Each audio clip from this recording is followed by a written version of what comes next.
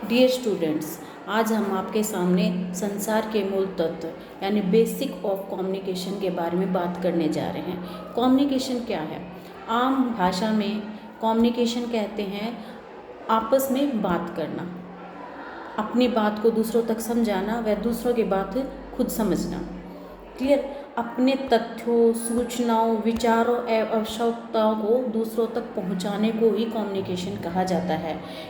आज के टाइम में कोई भी काम हो बिना कम्युनिकेशन के तो हो ही नहीं सकता। आज का टाइम ही क्यों लगा लो, कभी भी नहीं हो सकता बिना कम्युनिकेशन के तो काम।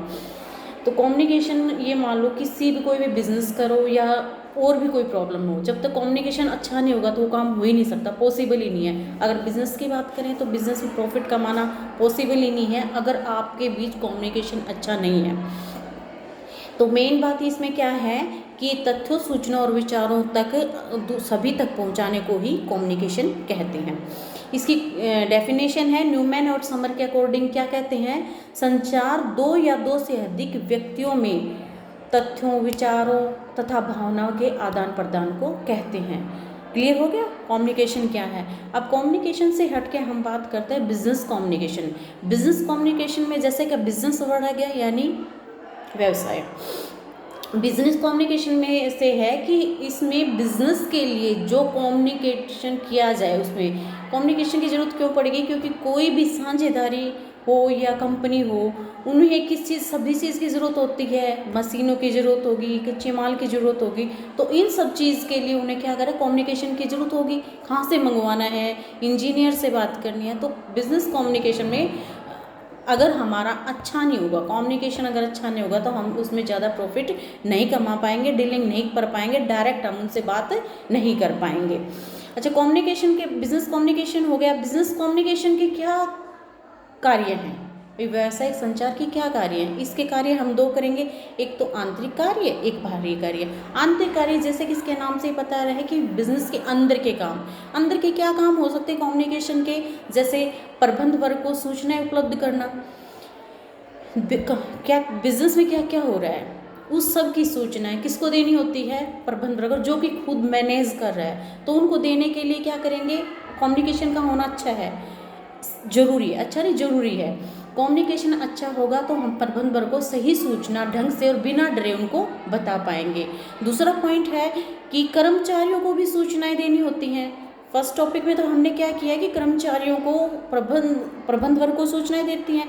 दूसरे में प्रबंध वर्ग भी अपने अंडर में जो काम कर रहे हैं कर्मचारी जो है उनको सूचनाएं देनी होती है कि कैसे काम किस तरह से करना है। तो इसके लिए भी कम्युनिकेशन की ज़रूरत है। इन सब बातों के अलावा भी अगर हम बात करें तो कम्युनिकेशन अगर अच्छा है किसके बीच में? प्रबंध वर्ग और कर्मचारियों के बीच में। कम्युनिकेशन अगर अच्छा है तो वहाँ काम और अच्छे ढंग से होगा। कर्मचारियों का मनोबल बढ़ेगा। मनोबल क्यों बढ़ेगा? उन्हें ये होता है कि हम अपनी प्रॉब्लम अपने प्रबंध वर्ग को आराम से बता सकते हैं और वो इस चीज़ को समझेंगे। रीज़न क्या है कि उनके बीच कम्युनिकेशन जो है वो बहुत अच्छा है। ठीक है, सेकेंड पॉइंट ये तो होगी हमारा आंतरिक कम्युनिकेशन क्यों जरूरी है। उसके बाद कहते हैं बाह्य संचार के कार्य। क्या क्या संचार के कार्य हैं? फर्स्ट है, हम कोई भी बिजनेस करते हैं उसमें पूर्तिकर्ताओं के साथ संबंध बनाने होंगे। तो फर्स्ट पॉइंट आप इसी को लो कि पूर्तिकर्ताओं के साथ संबंध बनाने के लिए कम्युनिकेशन की आवश्यकता होती है। अगर हमारे उनके साथ संबंध अच्छे नहीं होंगे तो हमें जो रॉ मटेरियल है वो टाइम से अवेलेबल नहीं होगा। टाइम से अवेलेबल नहीं हो पाएगा तो क्या होगा? बिजनेस में नुकसान होगा। इसलिए उनके साथ हमारा अच्छे से कम्युनिकेशन करना बहुत ज़रूरी है ताकि हमें जितना रॉ मटेरियल की ज़रूरत हो वो हमें टाइम से और अच्छा मिल सके। दूसरा पॉइंट है उत्पादन को विक्रय करने के लिए। बिजनेस किया है, कुछ ना कुछ प्रोडक्शन किया है, उसको सेल करने के लिए क्या होगा? हमें क्या करोगे? उसके विक्रय के लिए भी कम्युनिकेशन जरूरत होगा। अपने माल के बारे में हमने जो प्रोडक्ट किया है उसको सबको बताने के लिए भी कम्युनिकेशन की जरूरत होती है। तीसरा पॉइंट बनता है आपका शेयर होल्डर को भी सूचनाएं देना।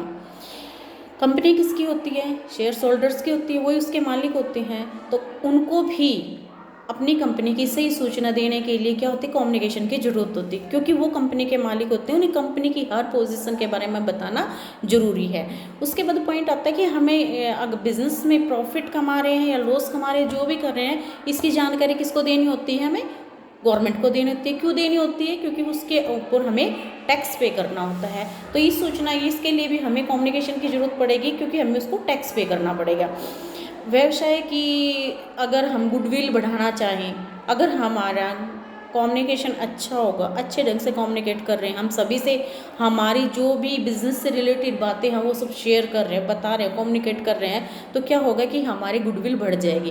गुडविल बढ़ने का डायरेक्ट असर किस पे होता है कि हम बिजनेस में ज़्यादा प्रॉफिट कमा पाएंगे। ये सब बातें किस पे होगी कि कम्युनिकेशन क्यों ज़रूरी है, किस किस जगह, बाहरी और आंतरिक, दोनों में कम्युनिकेशन बहुत ज़रूरी है। कम्युनिकेशन अच्छा न होने के कारण बहुत अच्छे चल रहे बिजनेस में भी नुकसान हो सकता है, बहुत अच्छे बिजनेस चल रहे में भी। और अगर आपका कम्युनिकेशन अच्छा है, आप अच्छे ढंग से अपनी बात अगले को बता पा रहे हैं, समझा पा रहे हैं, तो आप क्या करोगे, चल बिजनेस को बहुत ऊपर तक ले जा सकते हैं। और कम्युनिकेशन हम, क्योंकि हम कॉमर्स के स्टूडेंट हैं, तो हम बिजनेस कम्युनिकेशन में इस चीज़ का बिल्कुल ध्यान रखेंगे कि हमें कॉन्फिडेंस के साथ अच्छे कम्युनिकेट करना चाहिए। थैंक यू, धन्यवाद।